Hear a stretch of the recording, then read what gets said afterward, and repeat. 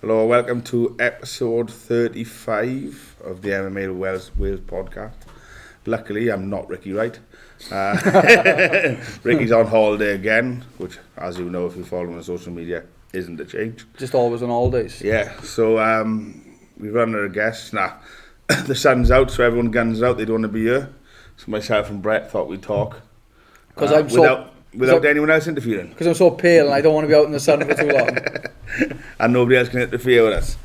So, although we were meant to have Curtis Dodge on the show and Scott Pedersen. Yeah. Curtis Dodge is obviously with this weather has got absolutely horrendous hay fever. Does he always have it? Bless. He does, yeah. He has it bad as well. He had it bad last week. I was training with him last week. He had it bad. I don't know. We trained last week, to be honest. He does suffer with a couple of things. Yeah. Like and Scotty is just like, I don't know, he's crawling to Cardiff thing because he can't even walk properly. Scotty's neck's bad from walking around with a bronze medal on it. Yeah.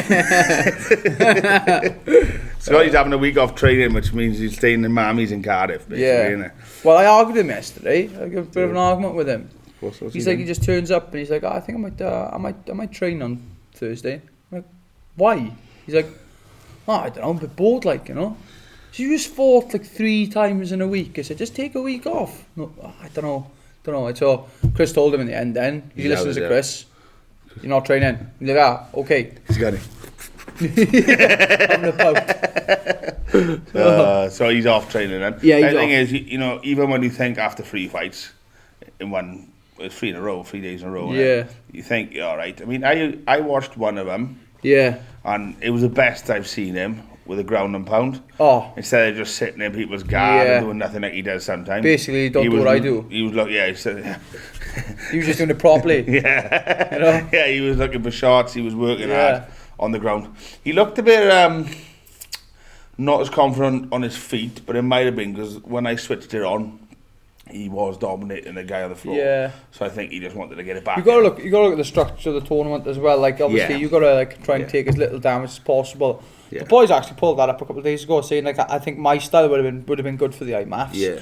But to fight once a day, once in a week is tough. Let alone 3 or 4 times. You know? Yeah. Like the man we just spoke about, Curtis Dodge. I mean, like he's starting MMA now as the reason he's going to come on. I think he'd be fantastic for the tournament. I spoke to him last week and told him about it. You know, Scotty actually, ironically, I was training with Curtis on Saturday, and that was Scotty's final fight. And I said, and after obviously watching the fight, I was like, Kurt, your style would be brilliant at this. You know what I mean? Just realistically, the guys who do really well in them tournaments are the wrestling type of styles. You know what I mean? I'm not saying strikers don't do well, strikers do well in it, but they get more banged up. Yeah, and it's tougher for them guys. I mean, if you're looking at like a kickboxer, Muay Thai style of guy, them shin pads, right? I don't care what people say. We fight in them as novices. It's a little bit of peace of mind. Yeah. But if you take them off, sometimes you get less damage, and the reason you get less damage is because you don't rely on them. Yeah. You know, you kick a couple of knees, couple of elbows with them, and your shin's bad. And then you need a couple of days off kicking with that leg. So then what you do is the other one, you know, you got to fight 5 times. Yeah. You know what I mean? So there's that fact that, well, you know, you was there when that fight happened and the guy broke his leg on my show. Yeah. He had the sock on. Yeah. I think he relied on the sock. I honestly don't think he would have threw that kick the way he did with that much power, and if he didn't have the shin pad on. Talking on the same subject, that's what happened to one of the Welsh boys, Danny Williams.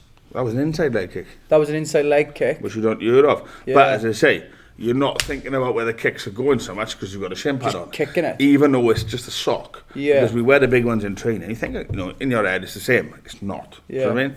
It's not the same. Man, sometimes I put a big shin pad on, I kick wrong and it hurts, like, you know. Yeah, it does hurt. As I say, if you didn't have the shin pads on, are you going to kick the same way? That's the question. Yeah. You're going to make sure you don't kick no elbows and you don't kick no knees because you haven't got a shin pad on. That's my point. But I'm not saying you got to have them on for the tournament. But again, that's why it doesn't suit the striker so much. I know, but is you know, obviously certain amateur shows are not. Certain amateur shows aren't like that now though. Some of them don't even bother putting the shin pads on. It's just the NSAC gloves on. Well, no, we don't. I mean, only in the IMMAF tournaments. Yeah. I don't know. The K1, we always wear them for the first few fights. Yeah. And again, I think it's because you're thinking where things are going. And like things like, even when you look at like the shin pads favour the grapplers through and through. Do you know you hit the floor, you're tying up for feet or legs. It's just so much easier because you haven't got obviously you don't rely on the sweat and stuff, and you don't rely on slipping your leg or a footlocks. Because if I'm honest, the majority of footlocks that I'm in training, I'm going to shin pad it on my leg, will just slide straight out. You know. Yeah, like I used to wear the foot guards when I was doing MMA. The like the Muay Thai sock. Yeah. And that was just because I was impacting a lot with it, and it was just that skin on. I don't know, but I was always aware that if I could get foot locked or heel hooked very, quickly, that there's that factor. You got a lot more grip and a lot more to hold on to if you're heel hooked, especially when you're on one knees and heel hooked. What I used to find though, Brett, is because I was kicking a lot. I'd get this sweat on my feet and then slip. Yeah. So it was just that little bit of help as well. Do you know what I mean? Yeah. But I think I only won once or twice. I stopped wearing them because of the footlock thing. That's something they can to the kick. That's something they can look in the future. To I don't know how they improve that. More take padding, them off or more padding. Like more denser foam. Yeah, I did see a head kick knockout in the IMMAF actually.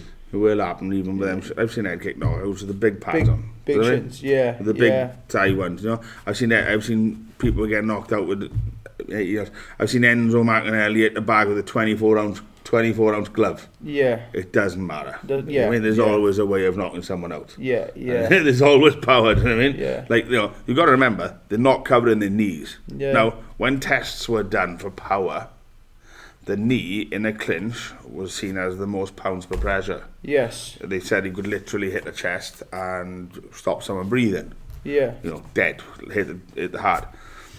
But we're not covering them. Do you know what I mean? And we're talking about a clinch knee to the body that could kill you. Yeah. But to the head, you're not allowed to do, obviously, because it's IMMAF rules. Yeah. So, we can't cover everything. No. The biggest thing is they're making it look as far from amateur as possible. But that's a tournament. Yeah. Like what I put on is a show. People want to see bodies and gloves. Do you know what I mean? It's different. I think anyway. I mean, I got no problem with changing to that. Yeah. To show the difference, but it's the rash guard, the bigger gloves. Like they've changed the gloves. Like I remember I was on the Mark Goddard course. He was saying that he was part of the design of the IMMAF glove. Right. Okay. And in that it makes your hand stay curved. So that you can't. So if you was to throw a punch, your fingers would come down. Yes, so your fingers still. Yeah. Because I've used a set of them gloves because I think the first people to dictate them gloves were Bellator. Bellator had Everlast to design a glove where the fingers were crouched like that. And then when I fought in Titan FC, I think with my first fight, they gave me the glove, and the glove was basically like that. You just slot your hand in, your hand stay like that, and you couldn't really open your fingers out. Grip, you just couldn't. Yeah, you can't open your fingers out like that, But they were good gloves. You don't know how much you need, you don't realistically in a fight, you don't need to be putting your hand like that. Something I've noticed a lot recently when I've seen people shadow boxing is that they're not clenching their fist. Yeah. When they're shadow boxing, and it was something my coach, because we used to do like a lot of that sort of thing, because he was karate based, kickboxing. Yeah. And he'd go nuts if we didn't have our fist clenched. Yeah. But you can see people are just like that. Obviously, when they're hitting things, you clench at the end a lot of the time. Yeah. So you're relaxed then. But obviously, if people are practicing, they get shadow boxing. When they get tired, bad habits. That's what can happen. I'll be honest, man. I do that. I don't shadow box really with clenched fists. My hands are slightly open. I watch a lot of pro boxers training, and they do it. It's but they train with the boxing gloves, so it doesn't end up a problem. You know what I mean? There's that factor. I mean, like we've got blocking kicks. You've got to have your hands bump. Yeah. Well, if you block them our way, do you mean? Yeah. But some don't. There's lots. I say you can't cover everything. Pride had a glove out cover the fingers, didn't he? I think it was a lace-up thing. No, it was. I actually got a set of Pride gloves in the house. Actually, no, it was. I think it was like Pancreas. It was called. They had like a glove. It looks like an amateur MMA glove, but it's not. It's pro, but it go across the fingers that way. But it's not. It's not ridged. The Pride ones were slightly. They looked like it was one, but it was actually you can move your fingers, I mean. But they did have a lace in the bottom as well. But I know that the Ultra MMA had a go at doing something, didn't they? Yeah. But it's a bit of a cheap effort, I think, what they've done because of the reason for it. It's something that can be looked into better. But as I say, when you've got someone like Dana White, who basically is running the UFC. Yeah. Everyone follows a suit of them. They don't want to see anything bigger than they've already got on their hands. Yeah. Because they're all about what it is, I mean. Yeah. Because even the UFC gloves are still the same. It's still the same since they changed the gloves to the UFC logo on the actual glove itself. They've all been the same gloves. Yeah. They're flat. You put your hand in them, they're flat. Yeah. I don't know. As I say, back to it. I think you always have the amateurs are going to wear shins. Yeah. I mean, I know in Croatia, Mike Edwards told me this. They used to have head guards. Yeah. Yeah. Full head guards with stomps for amateurs. Right. So you're doing soccer kicks. With that'd be class. You know what I mean? Yeah, but can't you twist round and go, ref, I can't see.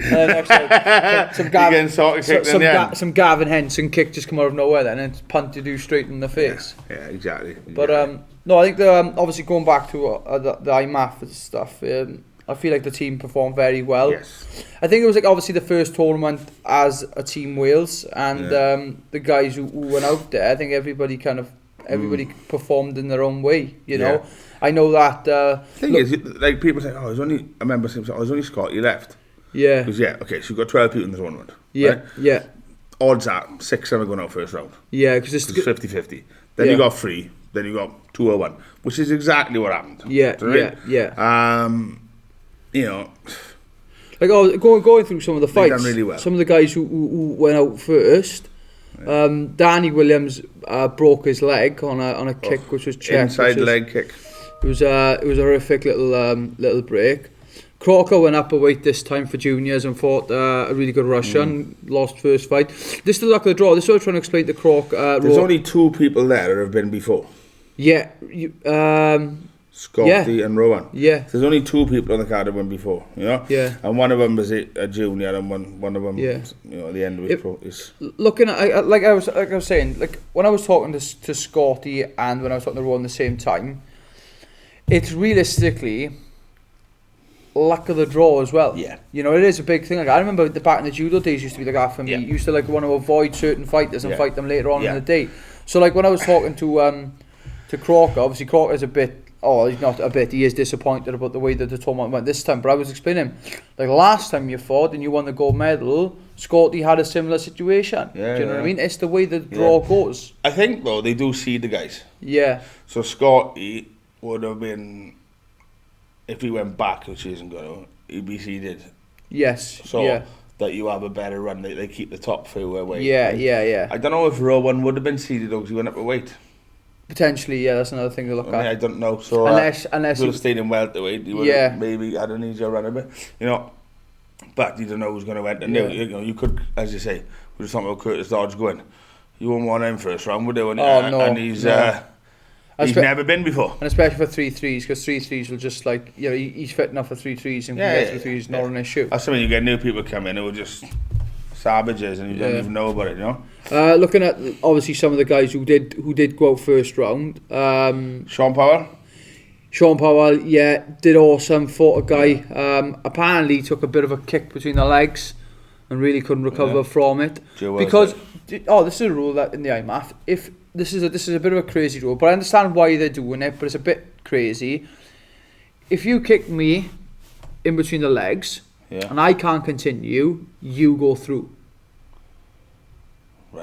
Right, okay, because obviously it's a bit of a thing. Should be DKO, shouldn't it? Yes, it goes down as a no contest. But you couldn't continue. But I can't continue, but you'd go through. But tomorrow you can continue. Maybe, yeah, but they didn't want people playing on the fact that when you get kicked in the... you can go through. Yeah, see? So I like that rule. Like, obviously, when you like it, yeah. When you first think about the rule, you think, oh, that's a bit harsh, you know? You kick me in between that. You kick me in the groin, and then you go through. How does that work? And you understand then, because obviously, if you kick someone in the groin, and you say you haven't kicked them as hard as what they're making out, and they suddenly can't the other continue. way to look at it is I could go in and literally teep someone's balls off. Oh yeah, you just want to do that. And then they're out. Yeah. Sorry mate, didn't mean to. Yeah. Then they're all the way to the final. Four fights, TKO, dick kicks all the way through. 4 fights, all DKOs, bring in the final. Yeah. First ever champion with dick kicks over and over again. But yeah, so obviously Sean Powell couldn't recover and ended up losing the first fight. But like I said, awesome experience for him. First one out there. It was amazing. Alex was one of the first guys that Stu's had out there as well, representing his gym, and that was a major thing. Well, he wasn't, because he had a medalist before. Oh, yeah. It's actually the third guy from his gym.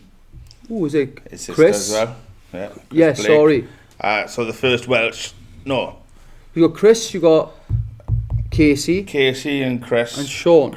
Casey medalled, then Chris went Silver, out. she had a silver. Yeah, exactly. Yeah, silver. Didn't medal, because she was supposed to fight my show, but then got pregnant. Case.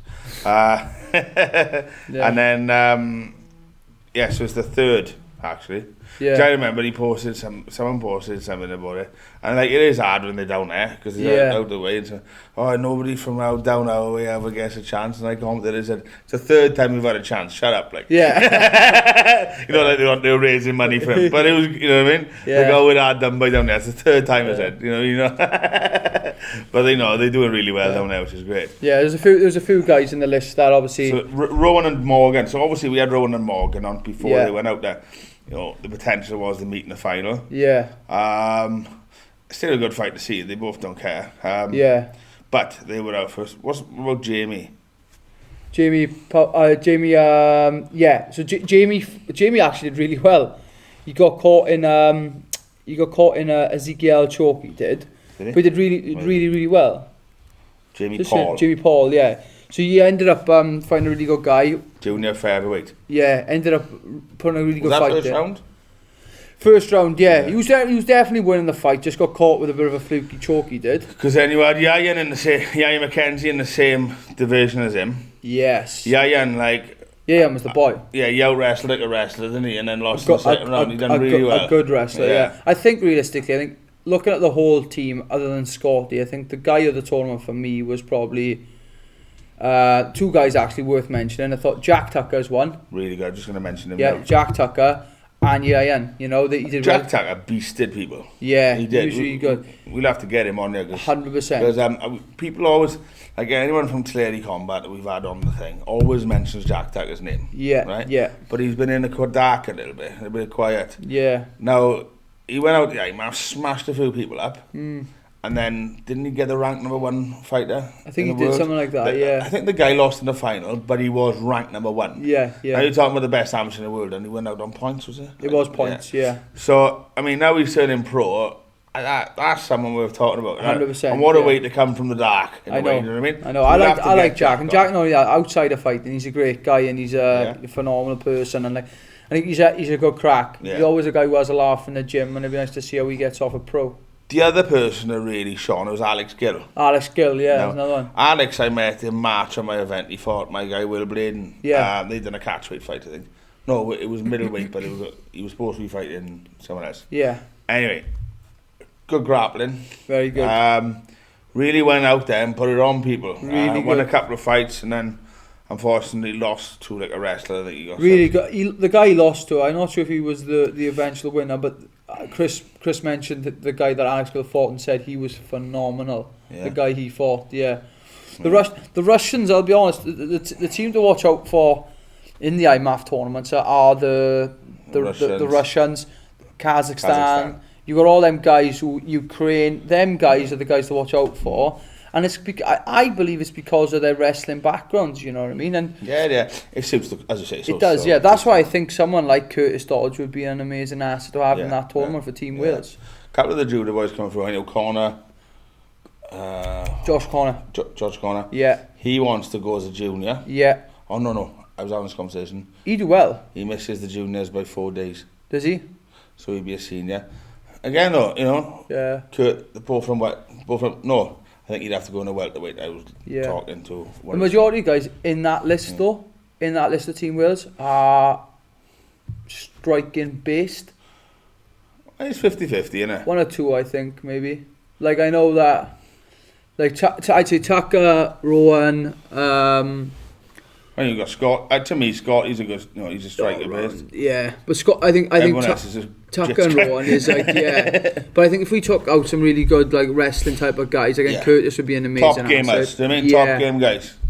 Like I know Dangerous Brian wants to get on that car, get on the team as well. Like Again, striker. Yeah. But he's dangerous. Yeah, that's what dangerous. He makes lightweight easy. Yeah, he does. Yeah, he's all about doing 65. Like, do you mean?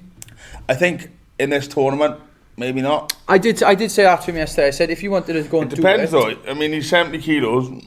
So he's been training a couple of weeks, isn't he? Yeah.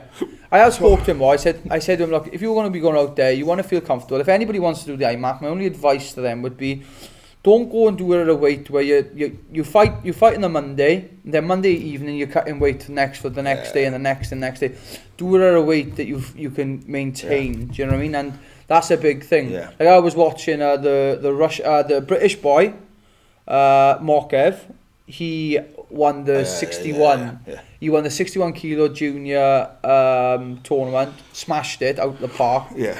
As he always does, all fairness to him. But, you know, after every fight, I got him on my social media. He's undefeated now, and he's the one that's gone. He's undefeated. Yeah. He's won it all. Like, I mean, and he ends up, he fights, finishes the fight, instantly starts cutting weight for the next day. And I just think that, well, not cutting weight, but like starts to try and like watch his weight for the next day. Yeah, I mean, there's watching the weight and a dead rate. Yeah, like, all fairness to Marco, he does it a really good way. And every time I watch him compete, he looks in tremendous shape, you know. So yeah, but like I said, I think for us for our first IMMAF tournament, fantastic. I think a bronze medal has been fantastic. To be honest, you know what I mean. I think, you know, everybody wanted a medal there, but realistically, they're fighting the best amateurs in the world. There were in most divisions there was 32 people.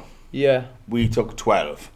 Yeah. So if you look at it that way, we done alright. We done alright. Yeah, definitely. You know, next time we look at taking about 32. Yeah. That's the way we look at it. I mean, if all of them, two of them have gone pro, Jack and Scott, the others are probably still amateurs next year. You know, you could take all them guys who are then veterans of it, and then you take another 10 fresh ones, and then you build in on something. Well, like I said, like you said, how many of them have done that tournament before? And like experience. Rowan and Scott. Yeah, there's a big experience difference there, you know. Right. You want all the ones that done turn pro to go again, don't you? Yes. And then take other guys with them, and then they can feed off them. 100%. But that's how you build it. But like I said, you know, I love the tournament. I think it's good for people to kind of aim, and I like the Team Wales attitude towards it. But yeah, it'd be nice to see now. Obviously, the World Championships is in November.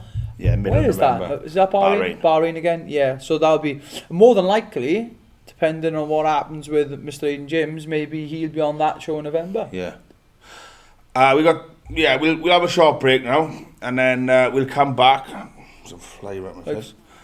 And I'm going to catch him with some chopsticks.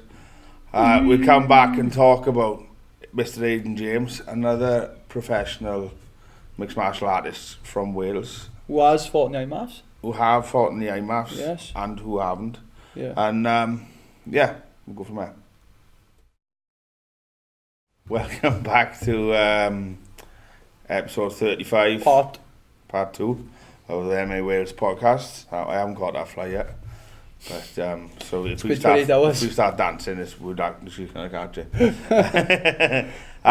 So we just talked about the IMMAFs and how great the Welsh team done, and looking forward to the future of the MMA Cymru in the IMMAFs championships and in other ways. And then we come to mention Aidan James could be in the Brave tournament in the World in Bahrain, because on the Friday in the World Championships they have a Brave tournament, which is a professional organisation that Aidan James is signed with.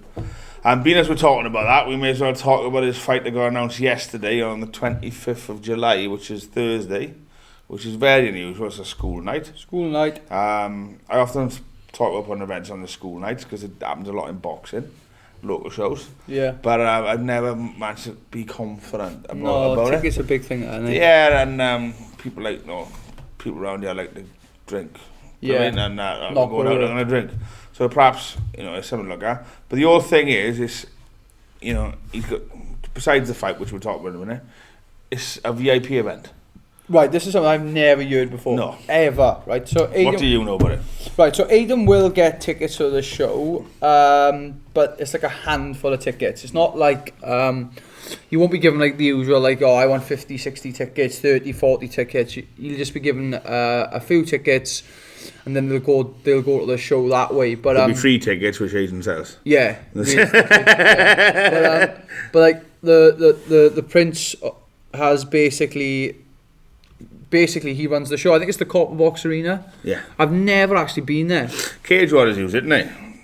Did they? Yeah, Cage Warriors have used it. Have used it? Yeah, for events. I don't know if they... Yeah. No, they won't do it. They go to Forum now, they got, haven't they? Yeah, but they have used the copper box. Oh, I've never been there. I know, I haven't been there, but I know that they've used it, because I remember them referring to it, when we went to the copper box. You know? Ah, right, okay. But I don't think about, as I say, it is a VIP event. I was sitting down with Aidan last night talking about this. He let me get a word in, but he mainly spoke. Just the one. He mainly spoke himself. Just the one. And he was saying it might be like a dinner show, like I tried doing, which is a great idea. Yeah. Got some fantastic fights in there. Obviously, I haven't seen the card. I know that obviously we talk about Aidan's fight first, but there's a few fights on. Yeah, on the let's card. talk about Aidan's. Like, I mean, what I like about Aidan is, okay, so you go to Brett's gym, or Chrissy's Academy, and you've got some guys that stand out guys, and Scotty being one of them. Yeah. Aidan being another. Yeah, 100%. Now, Scotty is, and you couldn't have, this is the interesting thing about fighting, you couldn't have two personalities further from each other. Completely different people. Scotty doubts himself at every opportunity. Yeah. Aidan, I'm ready to take over the world. Yeah. And that's Aidan. He backs himself to take on the world, which is fantastic. I mean, you hope Scotty gets a bit of that as well in a way. I mean, but some things work for some people, some things work for others. Yeah. Some people, I doubt, then they win, and then some people like, I'm gonna kill everyone, and then they do. I mean, so different things work for different people. But you've got a tough fight. Yeah. So with Aidan as well, he's especially the last couple of fights, he kind of goes through like being a fighter is absolutely crazy. You go through all these different emotions when you're fighting, and all these different like thoughts, and he goes wild. Aidan does, but all fairness to him, the last couple of times he kind of kept the same sort of rhythm. Like, he was worried about Franz, just went through, and like me as a training partner of his, I got all the faith in the world in him. Like Franz was a guy who was a dangerous opponent. Yeah, took him out. Prospect. Jalal was another guy who was a favourite. They had Aidan to come out as the away fighter. Stopped Jalal in the third round. Tough fight, but like I said, you know he gets the job done. He's a tough guy, Aidan is, and now Cameron Else, and like obviously Cameron Else is another dangerous guy. One of his wins, believe it or not, over Paddy Pimlet. I know, the big win that is like, I really get on with Paddy. He's a great guy. Paddy's a very dangerous guy. Yeah. Grappling and stuff. Things to watch out with Cameron. Cameron's got a really good Darce choke. Yeah, loves to set up the Darce choke. Anything to do with like Darce, anacondas, very, very good at doing that. Very high level at doing that. But that's the sort of thing that Aidan and the Chrissy's Academy are good at practicing. Not to do. Like, I mean, I remember you fighting. Who was it with the guillotines? Pedro. Yeah, and again, because you got the people like Ash and Chris who go check on you and get out. Well, that was I said when I fought Pedro, and obviously the guillotines was a thing that we respected, but we were never afraid of. So, like, for example, like Cameron will be in the same situation. Any sort of position where Aidan's on bottom half guard, or if he's going to be in like a half guard, a side control, he has to be able to watch out for that choke on bottom and on top. I think Cameron's crafty, he'll get it from bottom as well. Yeah, so I would be careful of that. But Aidan will be ready for that. 100%. He will be ready for that. One thing I will say, obviously, is pros and cons to every fight. With Cameron, I feel like Cameron kind of fades towards the later part of the rounds. So, like Aidan, all fairness, he doesn't really fade. He kind of glides through the same sort of like pace. Yeah. I've seen Cameron in fights, and all fairness, Cameron Else is a very, very good fighter, but he kind of he starts fading towards them later rounds, So that's something that Aidan will watch out for, and I think the first round he'll take very carefully and start working in the second and third. Yeah. One of the things we mentioned, spoke about last night when I seen Aidan, was a big thing on fighting is selling tickets until you get to a certain level like yourself, and it doesn't really matter. People turn up anyway, right? You've got to sell them to get the big fights. Yeah. Aidan, like everyone, isn't a fan of it. And he's a guy living in Swansea who's from Merthyr. So all his friends from Merthyr he hasn't seen. So to ask him to buy tickets is, like, hang on, I haven't seen him. And then the Swansea guys, he hasn't known them that long, in a way. Yeah. Right? So it's difficult. Scotty's under the same situation, really. But this is why he was so good when Brave took him on, because he can sell tickets. Yeah, Scotty can. Aidan. Now, he said, I will go away. I took all these fights away from home. I haven't got to sell tickets. It suits me. And the underdog going away, brilliant for me. Then they put a show in the UK, and I can't sell them anyway. I I know. It's like they couldn't have nailed him better, could they? Yeah. They're looking after him on that show as well, and they like him. You know, when I went out to the first show that he fought on with Brave in Belfast. Yeah. They liked him then, you know. I think they like him even more. He stepped in short notice, didn't he, and upper weight. He he fought Tommy. But even before then, though, when I asked him years ago, I said, "Who do you want a contract with? Would you want a cage?" He's happy to do his own little thing. He wants to be the first guy to do something with a different promotion rather than try and follow the crowd. And, well, he's from Merthyr. Yeah, they're like that, they're born like that. But no, he's got a tough fight though, and he knows it's tough. Every fight, but then again, though, every fight he's had in that promotion has been tough. You know? Yeah, but he's come out strong. He's got every time. So who else is on the card? Right, Bubba Jenkins, who's the featherweight champion. Right. He's fighting Lucas Martins, I think his name is, from Brazil. Right. Really dangerous opponent. I got it on my phone here. Who else is fighting from the UK then? Well, he's not actually from the UK, but they don't even have to put UK fighters on, do they? Because let's be honest, it's a VIP event. So right, that's a good one. A guy called they literally just announced a show about 30 minutes ago. Gamzat Magomedov, who fought JP Butties in Pakistan. Magomedov, so Russian, is he? Yeah. No, he's probably from Merthyr. No, he was definitely there. Because Ian Cleary, that's a bantamweight. Obviously, you got as well a guy who fought Jose Torres, and I know Ricky Wright's a big fan of Jose Torres. He loves Jose Torres. And Mirabazi. Flyweight? Yeah, flyweight. He's fighting Blaine O'Driscoll from SBG. Right, okay. So Blaine has had a few title fights with Cage Warriors where he was meant to fight. He was meant to fight Nathan Grayson for the flyweight title, but Grayson pulled out because of weight cutting issues. There's that one. Also, a fighter that I absolutely love. I think he's a cracking fighter. Is Kian Cowley. Kian Cowley is fighting someone. Oh, there he is. He's fighting Majic. Polish, I think. I can't even say. That's Polish. Majic Giagowski. So that's a good card. Are they putting a big card on? Lightweight, that is. Are they putting a big card on, or I don't know. Sometimes you have, if you have when you're in boxing, typically you have a VIP sort of event. You put less fights on because it's not about selling tickets, is it? No. So. And like I said, Bubba Jenkins fighting. You just put a live show on if you like. I mean, if they go live, it's X amount of fights. Like Cage Warriors has the last 4. If you go live, you just put that many fights on live card. I mean, maybe I don't know. Yeah. But that's great. I mean, the fact that it's in the UK, fantastic. Yeah. The fact that they gave Aidan the opportunities that he wants, because he wants these tough fights. Yeah. Brilliant. It's good seeing him shine. I think we may as well. He's got 3 wins in the promotion against 3 good guys. We can start talking about title shots. Yeah. And I think obviously in Aidan's head, he's happy just to go through the mill and fight different guys to try and get his title shot.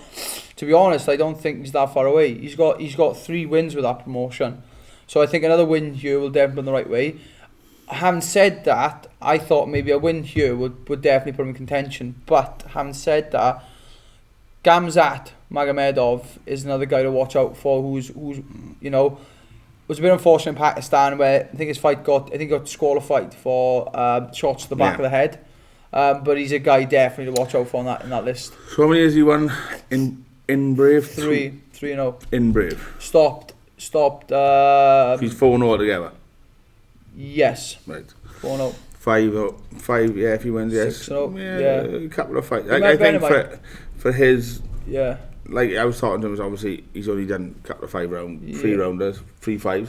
Yeah. And he's finished them all. Yeah, he finished all his fights. So 3 of his fights he finished in the 3rd round. Yeah, so he hasn't been any further than that. Yeah. And winning in the 3rd round it shows class. It is tough, I mean? Because you don't normally, it's like first, second. So yeah, it's going to be a 5 rounder, so perhaps that's a bit of adaptation for him. He need a bit of time. Yeah. But yeah, he can do it. He's looking good. Like I said, I like seeing him in the gym. He's definitely and his striking, like the way he thinks about striking is very good. I like the way he thinks about striking. Awkward. Shots come from silly angles, catching the face, fast. You know what I mean?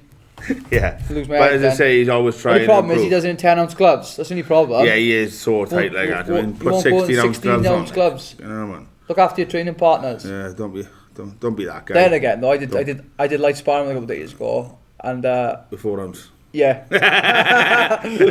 Where do they get this from? Yeah. Okay, so that's Aidan, 25th of July. Hopefully we can see it online if you can't get a ticket, or if you're a VIP you can. Looking forward to that. Before that happens, and we should have touched on this first for that reason, Mr. Jack Marshman, again, leading from the front like yourself, fighting, what's the guy's name? Edmund Shabazian. Yeah. 9-0. Yeah. You've met him. I met him in Vegas when I was out there training. Really sound guy, nice guy. His brother was meant to be on the Tuesday night contenders this Tuesday just gone, or maybe the last year, I can't remember. But he had a bit of weight cut issues, so he had to pull out there.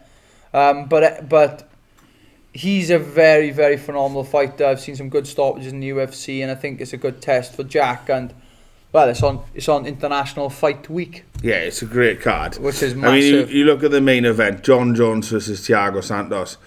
I mean, any fight show that John Jones is on is a big deal, isn't it? I mean, he is perhaps the GOAT, you know. And another thing as well, some trivia for you. Thiago Santos fought Jack Marshman. And it was a good fight.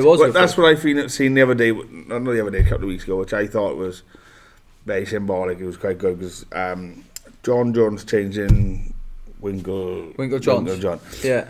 Jack Marshman goes out there for his camp. Yeah. He said, I woke up, because they stay there, didn't he? Yes. I woke up, come downstairs, and John Jones is watching my fight with Thiago Santos. Yeah. He said, obviously he's watching to see Thiago Santos. I know. But then, Jack's talking to him about Thiago in a bit of an advice sort of way, I suppose. That's what happens after. It's a funny situation, isn't it? It is very, you're talking about the best, one of the best of all time. You know what I mean? Probably the best of all time. I go, Jack, come give us an hand here for 2 Jack, seconds. what do you know what you're doing? You know what I mean? It's a bit like, you know what I mean? Because they are different weights as well now, so it's like, you know. I know. But as I say, Thiago Santos, he can bang, man. Yeah. You know what I mean? But going back to that fight with him and Jack, I remember watching that. It was in Canada. It was in February, not last year. I think it was the year Jack before. dropped him. Hit in the first round. Yeah, and his eyes rolled back. Santos said, I think he realised, and then got caught with a. It might to this day though. The stoppage was a bit. We don't know till we're in there, right? Yeah. I'm not being funny. If a guy like Thiago Santos spins round 180 degrees and throws his heel at you, now I try and explain this to people. I will hook kick your thigh, right? Yeah. Now it's just a tap, but your heel is like a pool ball in a sock. If you swing it around, I'm not going to hit them on the top of the globe, right? That referee sees his eyes, he knows. Yeah, I mean, there's two ways. Obviously, we're not in the cage, so we don't know. But spinning hot kicks are dangerous. I know. Right? I think it was to do with I remember the noise. There was a hell of a noise. There was a hell of a noise. But I remember the way that Jack fell back, and he fell back, and his hands were behind him. Yeah. So like he knew where he was because he was falling back. I'm not saying the kick didn't hurt him, and not then again though. Jack didn't really complain about the stoppage anyway. You know, he said it was a good kick. You know, but and it was again now you look at it, he's not the one contender. So exactly. Division, and you only had like 2 fights. You know. I know. Yeah. And you look at the co-main event, and you got Amanda Nunes versus Holly Holm. Now then. The champ she is. Yeah, the champ. But Holly Holm is the girl that can beat anyone. Yes. She is. On her day. Yeah. Now, she went undefeated for a while. She's the girl that beat the girl. Yeah. She beat Ronda, didn't she? That's right, yeah. Now, obviously she beat Ronda and then lost after it. But she was the boxing champ. She was the kickboxing champ. She was the best crossover fighter of all time, maybe, right? I think she like even going to the Misha Tate fight where I think Connor lost to Nate the first time, she fought coming against Misha Tate, battered Misha for like 4.5 rounds, and then Misha caught her. Like, you know what I mean? But Amanda Nunes is a beast. Yes. Now Holly Holm has dealt with other beasts in her time. She has, right? yeah. Outside of MMA, yeah. If there's anyone that can box / kickbox and stop a girl hitting her, is Holly. Yes. Right? I know, like, she fought Shevchenko, but then you're talking another level of kickboxing altogether. You were really impressed with her when she fought Jessica, right? Oh, mate, honestly, perfect. Yeah. When I got that first body kick, and it was southpaw over, bump, she's going to get knocked out within the next 2 minutes with a head kick, I said. As soon as that first one landed, because it was nasty. Yeah. But then she took her down, ended the round there.